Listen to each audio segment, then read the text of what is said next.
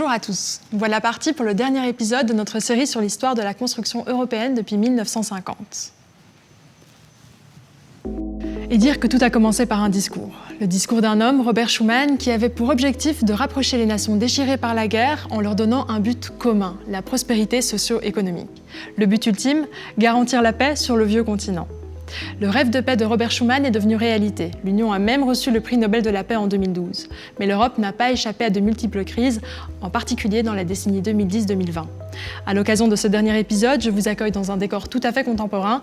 Et si vous avez raté les autres épisodes, je vous recommande de commencer la série dès les années 50. Et maintenant, je vous présente mon collègue Morten. Il va nous accompagner tout au long de cette décennie. Bonjour Morten. Salut Afsa.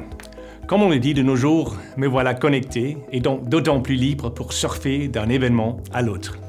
Alors, ces 10 dernières années sont particulièrement riches en rebondissements. Un phénomène inédit apparaît en ligne. Des communautés digitales se créent et interagissent à travers les réseaux sociaux qui deviennent de plus en plus puissants. Les débats de société n'ont jamais été aussi vifs et se répandent à une vitesse extraordinaire. Chacun a désormais le droit à la parole. On assiste également à des soulèvements qui virent parfois à la révolution ou à la guerre civile. Un vent de contestation souffle ainsi sur l'Afrique du Nord, le Proche et le Moyen-Orient. C'est le printemps arabe. La guerre, notamment en Syrie, va pousser des centaines de milliers de personnes à frapper aux portes de l'Europe pour y demander refuge. En Ukraine aussi, la tension est palpable et un conflit fratricide a des conséquences au niveau international. Une politique qui vise à développer des relations avec les pays riverains de l'Union s'avère plus que nécessaire. Par exemple, l'Ukraine dont on parlait, mais aussi l'Arménie, le Liban ou encore le Maroc. S'il est important de maintenir la paix et de commercer avec ses voisins les plus proches, l'Europe veut également entretenir ses liens outre-Atlantique. Ainsi, des négociations commerciales de très grande ampleur s'ouvrent avec l'Amérique du Nord, l'Amérique centrale et l'Amérique du Sud. Des négociations qui suscitent parfois de vifs débats au sein de l'Union. Après ce bref aperçu sur la situation mondiale et sur les différentes relations qu'entretient l'Union avec les autres puissances, revenons à sa situation socio-économique en cette décennie. Pour amortir les dégâts de la crise financière de 2008 et poursuivre le redressement économique des régions les plus pauvres, les États membres adoptent la stratégie Europe 2020. Ce plan sur 10 ans vise à améliorer les indicateurs de développement durable en matière de croissance, d'innovation, d'éducation, d'emploi et de protection de l'environnement, tout en augmentant la compétitivité de l'Europe au niveau mondial. Les régions participent activement à ce projet et bénéficient de plus de 350 milliards d'euros qui seront distribués au travers de la politique de cohésion et de ce qu'on appelle les fonds structurels. Pour que l'argent ainsi investi porte ses fruits, une stratégie dite de spécialisation intelligente est mise en place.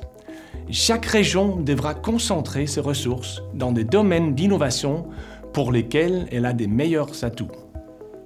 Dans toute l'Europe, les administrations, les entreprises, les centres de recherche et les universités collaborent pour identifier au sein de leur propre région les secteurs d'activité dont le potentiel de croissance est le plus prometteur. Les territoires européens sont désormais scindés en zones montagneuses, urbaines, rurales, insulaires et peu peuplées. Pêche, tourisme, biotechnologie, énergie éolienne, sylviculture, etc. On investit au mieux et pour un mieux, là où c'est le plus profitable pour l'homme ainsi que son environnement. Et ça tombe bien, puisque l'Europe souscrit aux objectifs de développement durable des Nations Unies et qu'un accord historique est signé en 2015 lors de la COP21 à Paris pour limiter le réchauffement climatique. L'Union européenne doit être climatiquement neutre en 2050, c'est l'objectif du Green Deal.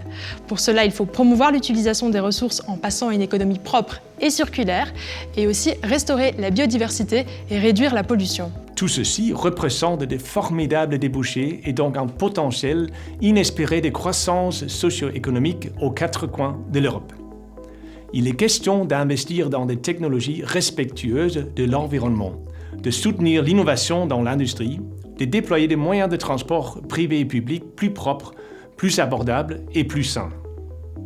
Il faut décarboner le secteur de l'énergie, améliorer l'efficacité énergétique des bâtiments et travailler avec des partenaires internationaux pour améliorer les normes environnementales mondiales. De 27 membres, l'Union passe à 28 en accueillant la Croatie en 2013. L'Europe compte alors 281 régions qui évoluent de concert, mais pas pour très longtemps. En 2016, les Britanniques décident lors d'un référendum de quitter l'Union. Le Brexit va devoir être planifié et organisé dans les mois qui viennent. De leur côté, l'Albanie, la Macédoine du Nord, le Monténégro, la Serbie et la Turquie sont candidats officiels à l'adhésion, tandis que la Bosnie-Herzégovine et le Kosovo prennent, eux, le statut de candidat potentiel.